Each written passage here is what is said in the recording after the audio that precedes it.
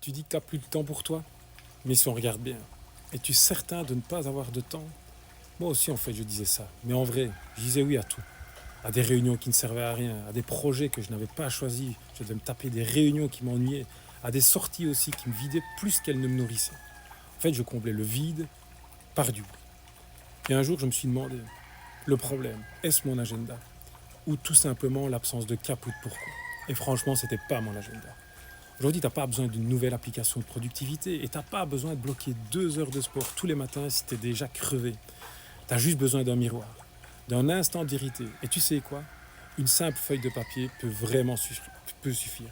Tu la poses devant toi, tu notes tout ce que tu fais dans une journée, tout sans filtre et connecté, et ensuite tu surlignes ce qui te nourrit, ce qui t'épuise, ce que tu subis. Et là, c'est là que la clarté arrive. Tu vois les fuites d'énergie, tu vois où part ton temps, et tu vois ce que tu as laissé s'installer par peur de déplaire. Parce qu'au fond, le vrai problème, c'est pas le manque de temps, c'est le manque de choix en fait.